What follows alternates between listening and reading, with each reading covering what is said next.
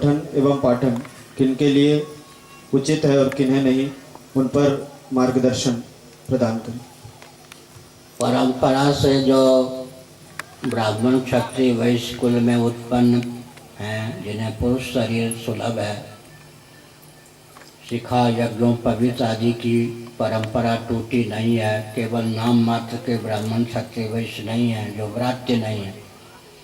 व्रात्य का अर्थ होता है यज्ञोपवीत की अवधि है ब्राह्मण क्षत्रिय वैश्य की, उस अवधि का अतिक्रमण हो जाने पर व्यक्ति व्रात्य कहा जाता है। उसका प्रायश्चित बहुत भयंकर है, बहुत महंगा है, व्रात्यस्तोम। तो ब्राह्मण का यज्ञोपवीत का समय 8 से 16 वर्ष है। 16 वर्ष की आयु तक यज्ञोपवीत नहीं हुआ तो व्रात्य हो गया। क्षत्रिय के यज्ञोपवीत की अवधि 11 से 22 तक है। वैश्यों के यज्ञोपवीत की अवधि 12 से 24 तक है। सीमा का अतिक्रमण हो जाने पर व्रात्य संज्ञा हो जाती है। जनेऊ की परंपरा टूट गई तो नाम मात्र के ब्राह्मण क्षत्रिय वैश्य रह जाते हैं। तो ब्राह्मण क्षत्रिय वैश्य जो हैं परंपरा से वेद पाठ कर सकते हैं पुरुष शरीर में। श्रौत याग में कुछ ऐसे मंत्र होते हैं जो यजमान की पत्नी उच्चारण करे तब जाकर याग की सिद्धि होती है। तो जिन मंत्रों के उच्चारण में यजमान की पत्नी अधिकृत है, उन मंत्रों तक उनके भी अधिकार सुरक्षित हैं। और ब्राह्मण क्षत्रिय वैश्य जो यज्ञोपवीत संपन्न होते हैं, मांत्रिक यज्ञ में अधिकृत होते हैं, उनकी पत्नी दाईं ओर बैठती है। यज्ञोपवीत के बिना भी पति के यज्ञोपवीत के बल पर यज्ञ में बैठने का, सहभागिता का उनको अधिकार प्राप्त होता है। तो यज्ञोपवीत यज्ञ शब्द है। यज्ञोपवीत में परंपरा से जो अधिकृत हैं, समय पर जिनका यज्ञोपवीत संस्कार हुआ है, ऐसे व्यक्ति वेद पाठ में अधिकृत हैं। अन्य अगर अधिकार का अतिक्रमण करके वेद पाठ करते हैं तो एटम बम से भी अधिक शक्ति मंत्र में होती है। वो मंत्र उनको मार देता है, विक्षिप्त बना देता है। गुरुओं के द्वारा दिए गए मंत्र के चपेट में आकर हजारों व्यक्ति भारत में पागल हो चुके हैं।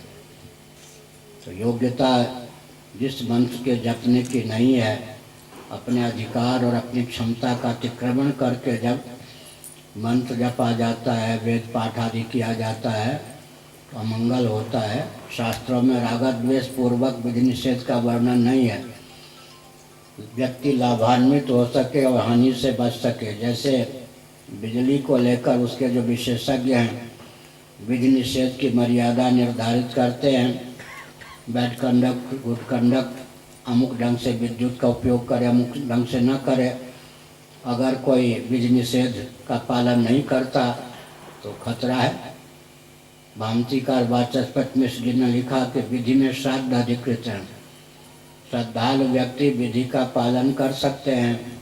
श्रद्धा नहीं है मत करो। जैसे सत्संग है, जिनकी श्रद्धा नहीं है नहीं आए, समय होने पर भी नहीं आए। विधि में श्राद्ध, श्राद्ध माने श्रद्धालु अधिकृत होते हैं। निषेध नहीं मानता कि आपकी श्रद्धा है या नहीं।